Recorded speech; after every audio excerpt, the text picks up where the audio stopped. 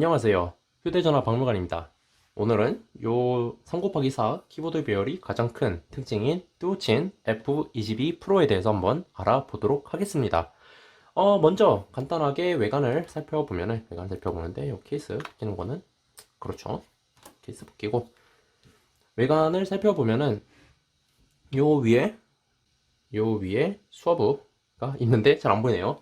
수화부 및 요 미디어 스피커랑 여기 근접 및 조도 센서가 자리에 있고, 네, 요 기기는 요 미디어 스피커 여기 밑에나 뒤에 따로 없고, 요 수화부에 통합이 되어 있습니다. 전에 그 하이센스 A5도 그런 식으로 되어 있는데, 뭐 요거는 이따가 이야기해 보도록 하고, 그 밑에는 여기 아이폰 4S랑 동일한 해상도와 크기의 3.5인치 910에 640 디스플레이를 갖고 있습니다. 요 전작인 F21 프로랑 비교하면 2.8인치에서 3.54인치로 훨씬 커졌고, 해상도도 640에 480에서 960에 640으로 눈에 띄게 증가가 되었습니다. 요 화면 밑에는 요즘은 보기 힘든 자판들이 배열이 되어 있고, 요 왼쪽에서부터 요게 홈 및 메뉴 버튼, 그리고 뒤로 가기 버튼, 통화 버튼, 그리고 요 종료 및 전원 및 홈 버튼 같은 게 있고, 요 사이에 요 네 방향 키가 있고 가운데 키가 있고, 1부터 요 우물정까지 요 3곱하기4 배열의 키패드가 있습니다. 그리고 전작과 동일하게 우물정 버튼에 요 200만 화소 고정 초점 카메라가 자리해 있는데, 위에 보면은 이게 화면을 켜면은 위에 배열이 꽤나 넉넉하거든요. 카메라를 굳이 여기 넣어야 되나 생각이 듭니다. 밑에서 위로 셀카를 찍으면은 잘 안 나오는 것도 안 나오는 건데, 요 오른손으로 이 카메라를 막기가 딱 좋은 자리라, 특히 이걸로 눌러서 셔터를 누르거나 이걸로 눌러야 되는데, 막기 아주 딱 좋은 위치라 차라리 여기다 놓던가, 밑에다 넣고 싶으면. 그리고 영상 통화할 때 이렇게 거꾸로 잡아야 되는데, 이 키패드가 보통 영상 통화를 할 때 카메라 있는 위쪽 이렇게 보게 되는데, 저 같은 경우는 요게 그 화면이 밑에 있으니까 요 괴리감 때문에 영상 통화도 편하지 않고, 요거는 카메라 위치는 좀 불만족스럽습니다. 그리고 일부 그 후기 블랙베리에 들어간 것처럼 여기 키패드 이렇게 해서 스크롤 터치패드처럼 사용할 수 있는 그런 기능이 있었으면은 매우 매우 좋았을 텐데, 그게 없는 게 매우 매우 아쉽습니다. 그리고 저는 요 메뉴 겸 홈키랑 요 가운데 키, 그리고 요 두 개를 추가로 그 키를 매핑을 해가지고 사용을 하고 있는데, 예를 들어서 요거 원래 길게 누르면 아무 기능이 없는데 요 키보드 인풋 설정을 한다거나, 아니면은 요 두 번 눌러서, 그러니까 뭐 예를 들어서 원래는 기본으로는 이렇게 뭐라고 타입 제대로 쓸게요. 이렇게 하고 요걸 눌러야 되는데, 저는 귀찮아가지고 요 두 번 누르는 걸로 엔터 키를 대신하게끔 이런 매핑을 살짝 하긴 했는데, 그 외에는 뭐 요것도 매핑을 하고 싶은데 요거 전원키는 매핑이 안 되더라고요. 그리고 그거 외에는 요게 길게 누르면은 최근 앱 목록을 볼 수 있는 그런 걸로 작동을 합니다. 요거는 뭐 제가 세팅한 건 아니고 기본값이 그래요. 뭐 그리고 여기서 이제 상태바를 바로 보고 싶으면 요걸 길게 누르면은 좋을 것 같은데, 그런 기능은 없습니다. 그리고 요건 왼쪽은 무조건 음악 앱으로 고정이 되어 있고, 음악 앱을 그렇게 많이 쓸 것 같지는 않은데 뭐 어쨌든, 뭐 그리고 뭐 설정 편에서 더 자세히 이야기를 했지만, 요거 1에서 0, 그러니까 0에서 9까지 그 내가 원하는 걸로 길게 눌러서 커스텀을 할 수 있는데, 뭐 저 같은 경우는 2를 길게 눌러서 카메라를 간다거나, 3을 길게 눌러서, 아이고 요거는 플래시 라이트여서 방금 카메라 켜져가지고 그런 것 같은데, 이렇게 플래시로 쓴다거나, 요거에서 인터넷으로 바로 간다거나 그런 식으로 사용을 하고 있습니다. 뭐 그러고 이어서 요 외관을 보자고 하면은, 요 위쪽에는 요 2차 마이크 겸 적외선 송수진 포트 이렇게 있고, 왼쪽 오른쪽에는 요 볼륨 버튼, 요게 F21에는 없었는데 이번에는 생겼습니다. 예전에는 이거 2번 8번 길게 누르는 걸로 볼륨 업다운을 했던 것 같은데, 이번에는 생겼고, 화면 좀 끄고, 그 외에는 오른쪽에는 없고, 그리고 밑에 보면은 깜깜해서 안 보이네요. 요 마이크랑 요 USB Type-C. 그리고 왼쪽에는 여기에 심카드, 나노 심카드인데 요거는 뭐 듀얼 심이나 SD카드 추가 확장 안 됩니다. 싱글 심만 장착이 되고. 그리고 후면에 가면은 800만 화소 자동 초점 카메라가 있고 플래시가 이렇게 자리 잡고 있고, 요 카메라 주위에 빨강색으로 액센트가 있는데 검정색에 빨강색은 좋은 조합인데 요 빨강색은 좀 장난감 같은 약간 좀 싸 보이는 빨강색을 넣어놔가지고, 이거 말고 그 뭐죠? 그 약간 메탈릭 느낌, 플라스틱이어도 좋으니까 메탈릭 느낌으로 살짝 했으면은 훨씬 더 보기 좋았을 텐데 요 색깔 초이스는 살짝 아쉽습니다. 그리고 여기 밑에 보면은 여기 친 브랜딩 돼 있고, 친 AI 라이프, 그리고 뭐 중국어로 뭐라고 적혀 있네요. 그래서 보면은 요 폰은 그냥 대충 보면은 엄청 길어 보이죠. 근데 뭐 갤럭시 S8 플러스랑 비교를 해보면은 대략 요 정도. 그러니까 요게 S8 플러스보다는 짧고 훨씬 좁죠. 물론 화면을 보면은 상대가 안 되긴 한데, 뭐 그리고 우리 아이폰 SE3와 거의 비슷한 크기인 아이폰 6S랑 비교를 해봐도 이게 좀 그 높이는 낮은데 폭은 더 좁죠. 그게 왜냐 하면은 요 사이즈가 그 아이폰 5, 5S, SE 1세대, 그리고 아이팟 터치 7이랑 동일한 가로폭을 갖고 있는 화면 사이즈입니다. 이렇게 하면 딱 맞죠. 요거를 화면은 이만한데 여기다가 키패드를 길게 늘어놓은 거죠. 뭐 요거는 4인치짜리고 요거는 3.5인치라 디스플레이 비율도 다르긴 한데, 뭐 어쨌든 그래서 요거를 사용하는데 어땠냐 하면은 요 화면은 확실히 3.5인치 지금 사용하기에는 매우 작았고, 요즘은 그 16대 9도 아닌 18대 9 비율의 유튜브 영상이 점점 많아지는 시대에 요 3대2 비율 화면은 그 당시 아이폰 4S 나왔던 2011년도에도 그 16대 9 비율 보면은 3.2인치 정도밖에 안 된다고, 그 당시 갤럭시 S2 HD나 갤럭시 노트에 비교해서 영상 크기가 매우 많이 작다는 게 가장 큰 불만 사항 중 하나였죠, 그 당시에.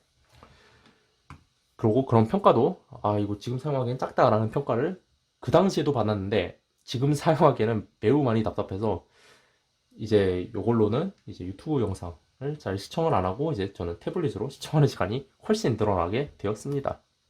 그리고 뭐 요 해당 기기를 켜려면은 요 전원 버튼을 누르거나, 아니면 요 이상한 모양 홈 버튼을 누르거나, 아니면 가운데 버튼 또는 뒤로 가기 버튼을 누르면 켜지고, 그 외의 모든 버튼은 아무 작동도 하지 않습니다. 그리고 그 노크온이라고 불리는 그 화면 더블탭해서 켜는 그런 기능도 지원하지 않고, 설정에 들어가면은 들어서 화면 켜는 옵션은 있는데 너무 민감하게 설정이 되어 있어서 원치 않아도 계속 화면이 켜져서 저는 해당 기능은 끄고 사용했습니다. 뭐 이렇게 화면을 켜보면 이렇게 잠금 화면이 보이는데, 여기서 또 문제가, 뭐 노래를 들어볼게요. 뭐 예를 들어서 뭐 저는 여기서는 고모디오를 쓰는데 이건 서드파티 앱이니까 뭐 그럴 수 있죠. 그래서 자체 음악 앱에서 저작권 뭐 노래를 듣는다고 해봅시다. 그러면은 나는 요 노래에 대해서 컨트롤을 하고 싶은데 여기 안 떠요. 그래서 나는 요거를 잠금을 해제를 해서 여기 가면 여기도 안 떠요. 눌러서 여기서 컨트롤을 해야 하는 매우 불편한, 그렇게 돼 있고, 이런 식으로 알림이 떴죠. 그럼 여기 보면은 화살표로 뭔가 더 펼 수 있는 그런 게 있는데 안 펴져요. 이거 눌러도 안 되고 이렇게 내려도 뭐 안 되고, 여기서 뭐 바로 답장이나 그런 인터랙션이 전혀 안 됩니다. 요 잠금화면 UI는 문제가 좀 많은 것 같은데, 그리고 요거 당연히 요 밀어서 지우는 기능 당연히 없습니다. 그냥 알림만 띄우는 그런 기능만 있고, 뭐 그래서 요 화면은 여기서 이렇게 밀어서 화면을 누르거나 아니면 여기서 버튼을 누르거나 아니면은 아까처럼 화면 켜진 상태에서 그냥 핀 번호를 입력을 하면 자동으로 열립니다. 근데 한 가지 아쉬운 게 요 가운데 버튼이 지문인식 센서가 있었으면 진짜 최고였을 텐데, 아 이건 아쉬워요. 그럼 이거 딱 눌러서 켜고선 착 열리는, 아 좋았을 것 같은데 이 가격대여도 많이 아쉽습니다. 더 나아가기 전에 요 해당 기기는 중국 내수용으로만 출시가 돼서 구글 플레이 서비스가 지원되지 않습니다. 하지만 그 간혹 판매자가 구글 순정에 비슷한 그 커스텀을 설치해서 보내주는 경우가 있는데, 요 해당 영상은 제조사 순정 기준으로 제가 한 3달 정도 사용을 해본 걸 경험으로 설명을 드리고, 우선 요 모든 중국 내수용 안드로이드의 공통된 문제인데 구글 플레이 서비스가 없다 보니 앱 설치 및 다운이 불편합니다. 근데 뭐 다른 기기 뭐 하이센스 A5 같은 경우도 요 어, 오로라 스토어를 통해 가지고 앱을 설치를 할 수가 있는데, 요 제품 같은 경우는 왜인진 모르겠는데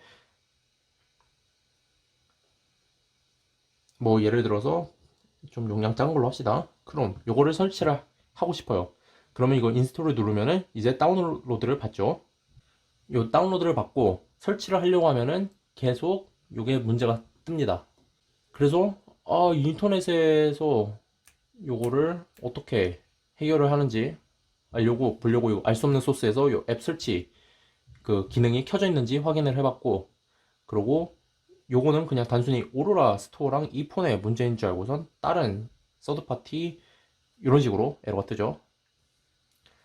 그 서드파티 스토어 같은 경우 그 원스토어도 깔아보고 APK 퓨어도 깔아보고 했는데 다 설치 안 돼요. 이거는 그냥 인터넷에 가서, 지금도 인터넷에 요 카카오톡 업데이트 있어가지고 다운받아야 되는데, 요거 APK를 다운받아서 설치를 해야지 설치가 됩니다. 이런 식으로 APK를 추출해서 다운을 받아야지 이런 식으로 스토어에서 바로 다운이 안 됩니다.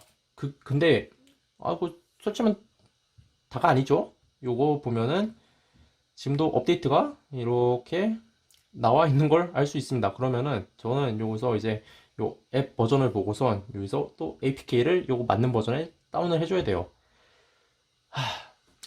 불편하죠?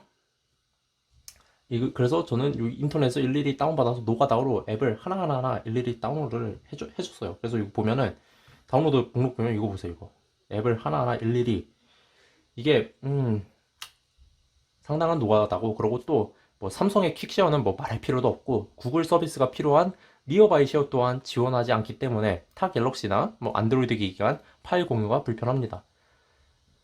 따라서 해당 폰을 구입할 생각이 있고 세컨이나 메인폰으로 사용하실 계획이 있으신 분들은 아마 크롬 깔린 버전을 구입하는 게 좀 더 사용하는 데는 편하지 않나 라고 생각이 듭니다. 그리고 요거는 중국 내수용이라 당연히 한국어 지원 안 됩니다. 근데 여기 보면 뭐 한국어가 써져 있죠. 요거는 어떻게 한 거냐, 요거는 저는 ADB랑 그 모로컬 2로 요 한국어를 강제로 설정을 해서 한국어 지원되는 앱은 한국어로 보이게끔 바꿔 놓은 겁니다. 그래서 요 설정에 가도 요거 언어 가면은 한국어로 돼 있는데 안에 들어가면은 한국어는 없죠. 이런 식으로 되어 있는데,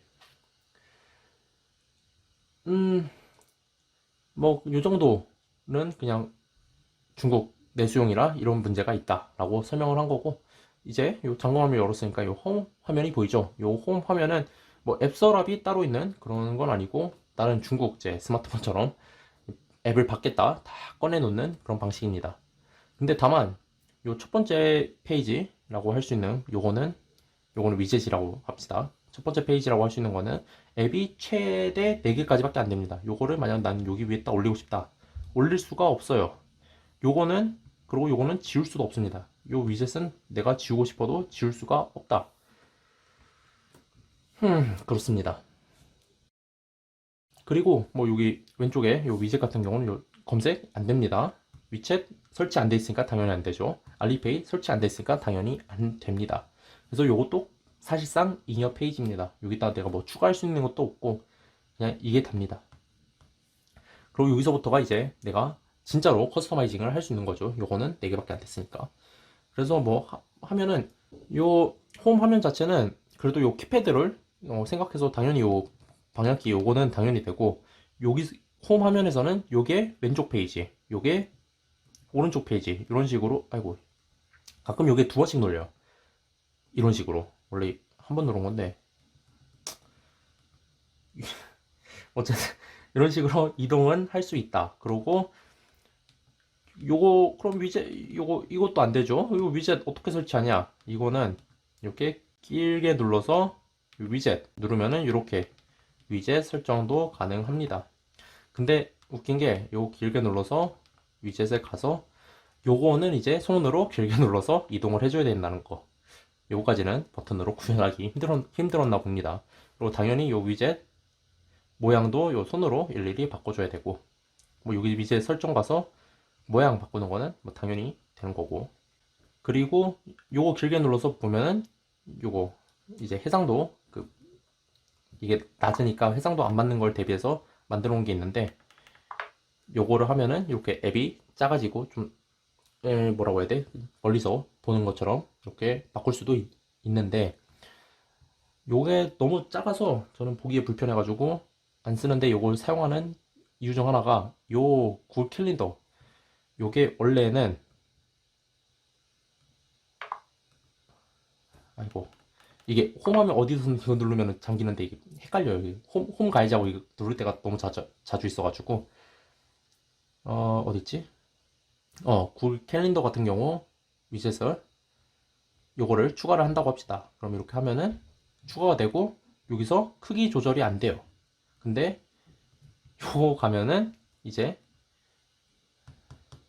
요 크기 조절이 생깁니다. 아,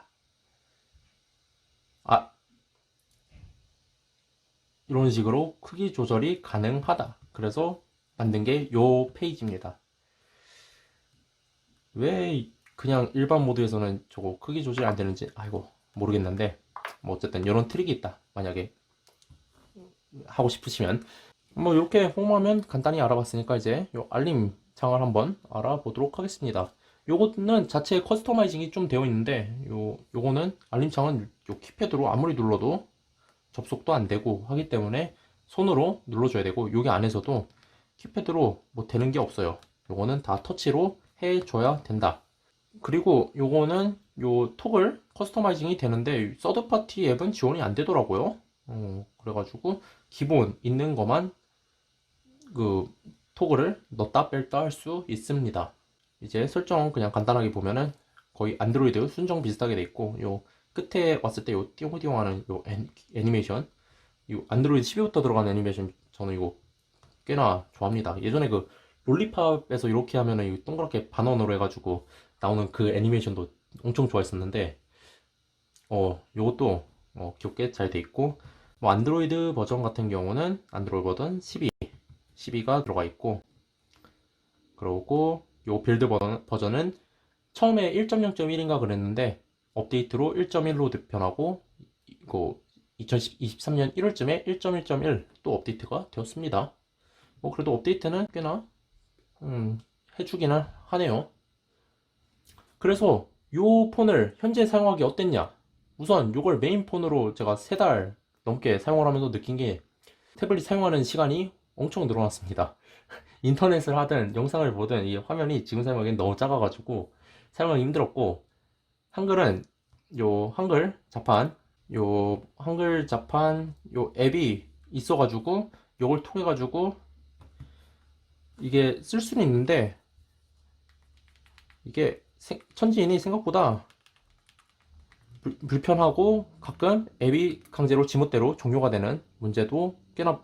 방금 진동 올렸는데 이거 이러면 앱이 켜졌구나. 가끔 이게 앱이 죽어버려요. 그러면은 키패드는 이게 작동이 안 되고 숫자만 적히는 그런 문제도 꽤나 많이 발생했습니다. 뭐 이거는 앱 최저가가 이거 안 된 거니까, 여기 기본으로 주는 건 아니라 내가 서드파티 해가지고 깐 거니까 이 정도는 뭐 감수하면서 써야죠. 그러고 여기서 얘네가 자체 어디냐, 뭐 요 헬로우 같은 뭐 이런 거는 예측 입력이 잘 되기는 하는데, 문제가 이걸 쓰면서 예측 입력이 이게 꽤나 안 좋더라고요. 이 너무 불편해가지고, 아니, 나는 다른 단어를 쓰려고 했더니 이상한 걸로 막 나와. 쓸모가 없게. 그래서 네이버 스마트 키보드에서 영어로 할 때는 요걸로 타자를 요 조그만 스크린에 요 위로 해가지고 사용을 하고 있었습니다. 그리고 요게 겨울에 장갑 낄 일이 추우니까 자주 있는데, 아무래도 요즘 스마트폰 터치 감도가 좋아지고 뭐 장갑에 뭐 정전식이 되고 좋아졌다고 해도 사용할 때 불편하고 문제가 있는데, 요거는 키패드가 있어가지고 추운 날에 사진 찍을 때 좋겠다 하고 생각을 했었는데, 요 800만 화소 요 숫자만 보고도 딱 미리 눈치를 챘어야 되는데 화질이 매우 안 좋습니다.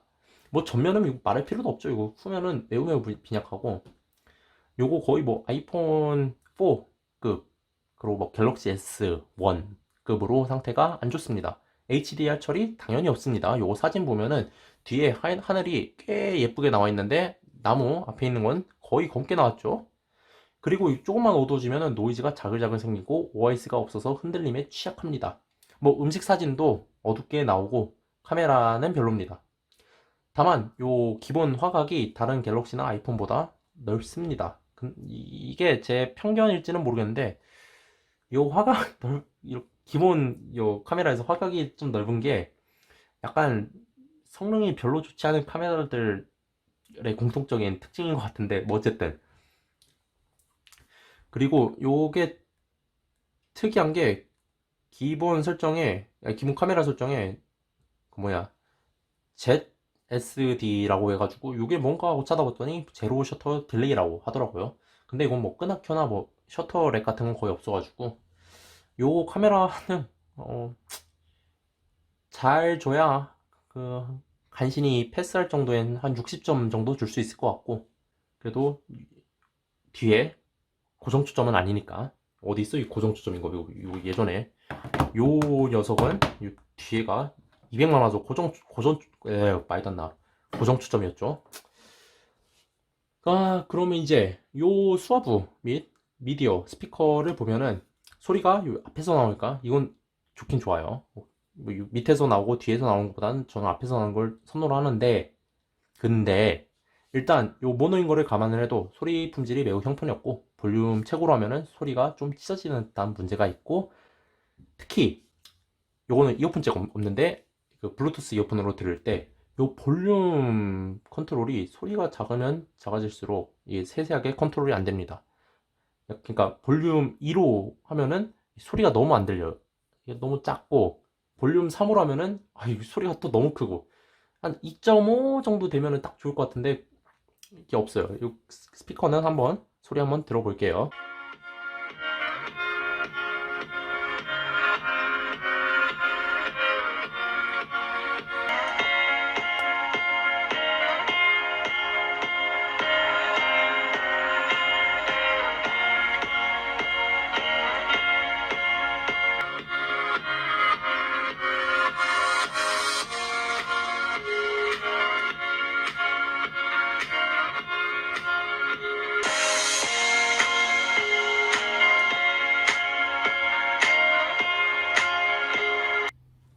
뭐 이런 식으로 소리가 좀 좋지 못합니다.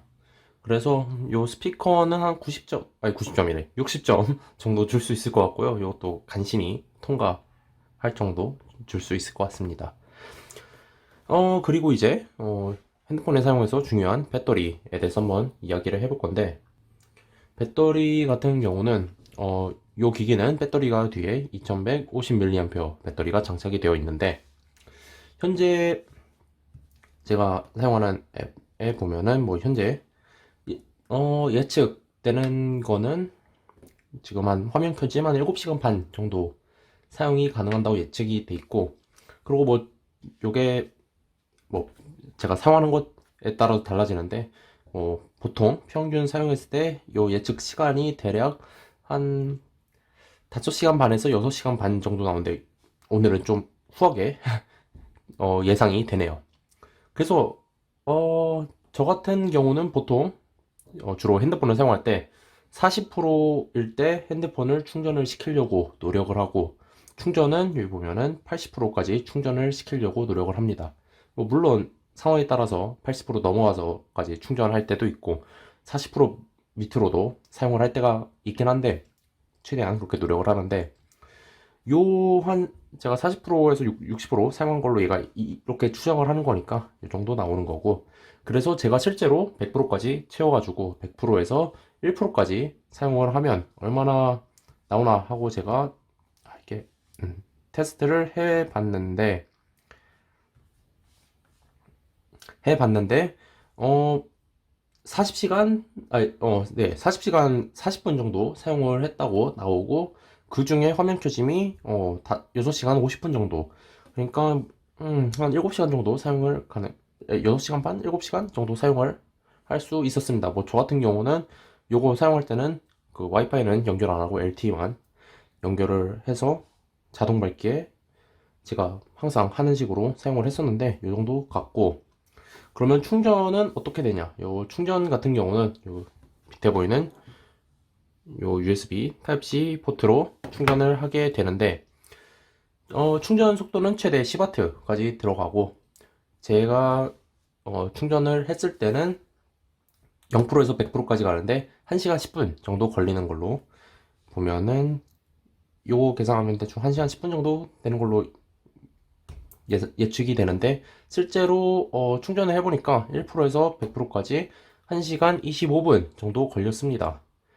그래서 요 그래프를 좀 자세히 보면은 0%에서 80%까지는 10분당 13에서 14% 정도 충전이 되다가, 이제 80에서 90은 10분에 10% 수준으로 출력을 낮추고, 이제 90% 이상부터는 10분에 6% 정도로 절반 이하로 충전 속도를 낮춰서 실제로 충전했을 때 1시간 25분 정도 걸리는 게, 요 예측보다 더 오래 걸리는 게, 제가 충전을 하는 게 항상 40%에서 80%까지 충전을 하다 보니까 예측이 좀 더 짧게 되는 걸로 예측이 된 거고, 뭐 원래 다른 모든 핸드폰도 원래 한 80%, 90%부터는 충전 속도를 확 낮추기 때문에 요거만 문제 있는 건 아닙니다.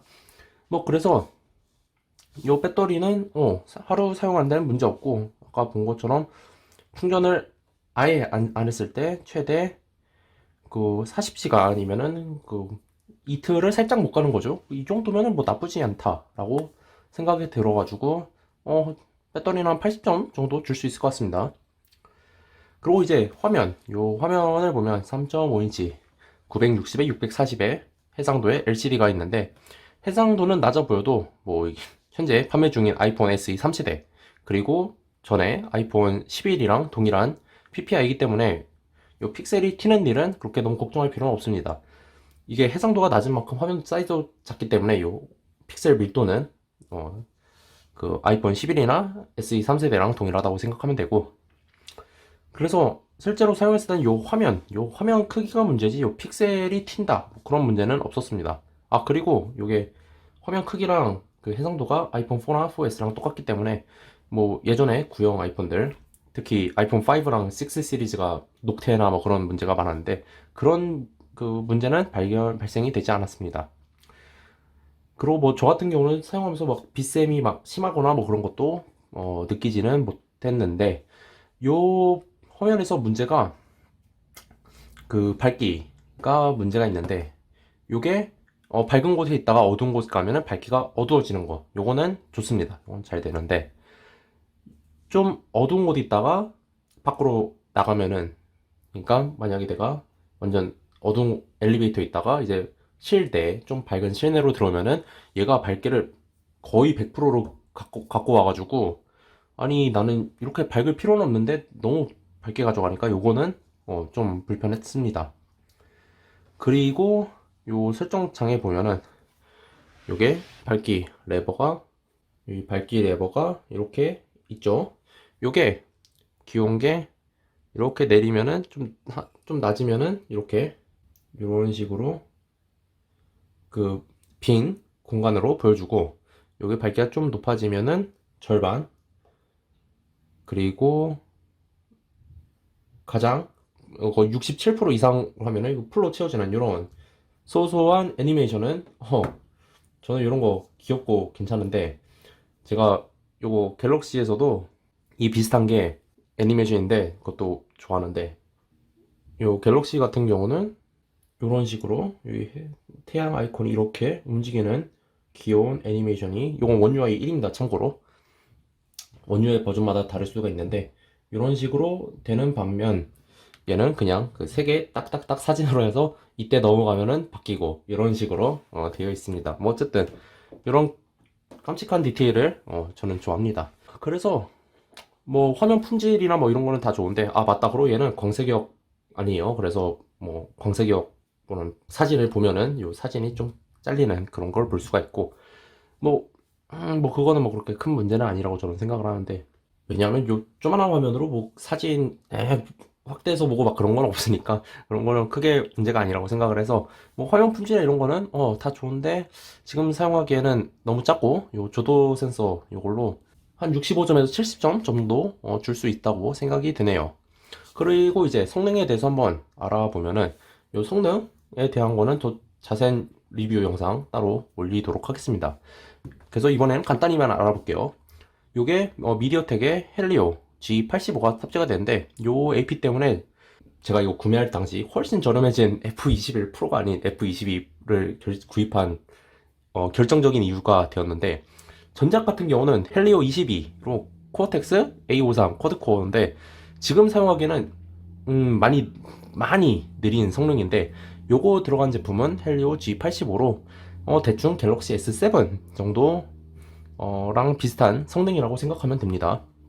뭐 요거 성능은, 비교는 자세한 거는 제가 영상 따로 만들 거니까 그거 참고해 주시고, 이제 그리고 성능에서 S7이랑 비슷하다고 했는데, 또 여기서 결정적인 것 중 하나가, S7 같은 경우는 QHD 해상도를 들어갔는데, 요거는 960에 640 HD보다 낮은 해상도를 넣다 보니까 QHD랑 비교하면 17% 정도밖에 안 되기 때문에 성능은 차고 넘친다고 할 수 있습니다.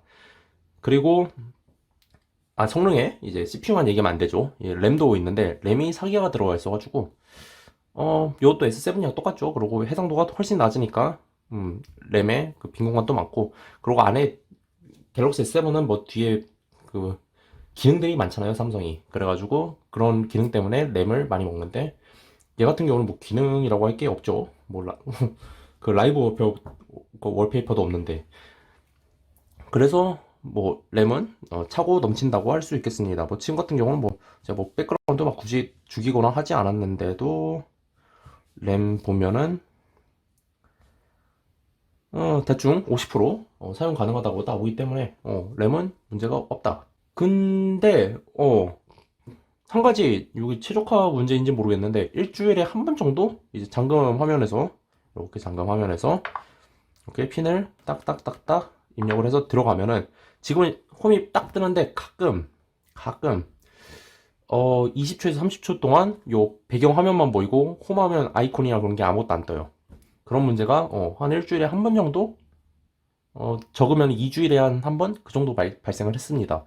그래서 뭐 성능은 뭐 한 80점 정도 된다고 생각이 듭니다. 이 성능이 왜 이렇게 점수가 높아? 라고 할 수도 있는데, 갤럭시 S7급이라며 라고 할 수 있는데, 이 작은 폰에 뭐 게임이나 하는 게 아니라 뭐 그냥 작은 폰에 뭐 웹서핑하고 그런 거에 요 사용대에서 요 성능은 이 정도 줄 수 있다 라고 판단을 한 거고, 약간 그 티코의 아반떼 엔진, 그러니까 아반떼 엔진이 막 그랜저나 뭐 제네시스급으로 엄청 좋은 건 아닌데, 그 티코 몸체랑 그런 거에 비하면은 훨씬 좋죠. 약간 그런 느낌이라고 생각하면 될 것 같습니다.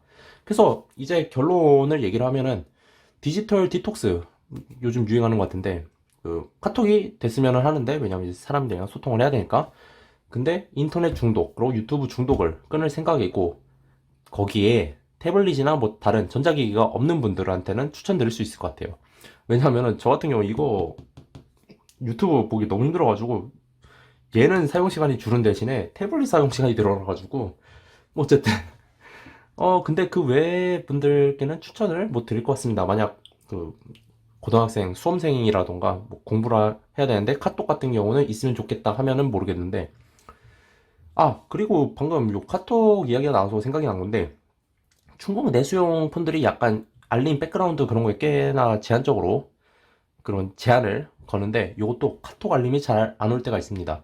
그래서 요거 같은 경우 예전에 아이폰 SE 할 때도 언급을 했었는데, 원래 카톡이 오면은 알림이 바로 떠야 되는데 안 뜨고 카카오톡 앱에 들어가면은 그제서야 알림이 똑똑똑똑똑똑 들어오는, 그건 얘는 꽤나 많이 경험을 했습니다. 이거 제가 분명 여기 설정에서 요 백그라운드 앱 여기서 이거 백그라운드 돌아갈 수 있게 켜놨고, 그리고 여기서 배터리 최적화 안 하는 것까지 항상 이거를 선택을 하는데 항상 가면은 선택이 풀려 있습니다. 요거는 자세한 거는 설정편에서 더 자세히 이야기하도록 하고, 뭐 어쨌든 알림이 서드파티 앱은 알림이 잘 안 올 때가 있다. 요거는 언급은 해야 될 것 같습니다. 아, 그리고 또 GPS가 문제가 있는지 GPS 위치를 제대로 못 잡을 때가 꽤나 자주 있고, 오차가 지금까지 사용해본 핸드폰들 중에서 제일 심했습니다. 그리고 실제로 확인해보니까 GPS 감도가 꽤 떨어집니다. 아, 그리고 또 이게 아이폰 4 때처럼 여기 데스 그립 같은 게 있는 것 같은데, 그 뭐지? 요거 영문으로 타자 치려고 이렇게 위에 이렇게 해서 이렇게 할 때 가끔 요게 감도가 4개인데 2개로 낮아진 거나 막 그렇게 뚝뚝뚝 떨어질 때가 있는데, 제가 이거 동영상 찍어가지고 보여주려고 했는데 재현은 또 하려고 하니까 안 되더라고요. 뭐 어쨌든 그리고 이제 요 핸드폰의 핵심인 요 키보드를 얘기를 해야 될 것 같은데, 요 키패드가 한국 정발이 아니다 보니까 자판 안 치는데, 뭐 한국어 천지인 알고 있으면 되는데, 저 같은 경우는 요 서드파티 앱을 설치를 해가지고 쓰고 있는데, 요게 정식 지원하는 게 아니다 보니까 이게 실제로 타자 치는데 꽤나 불편했습니다.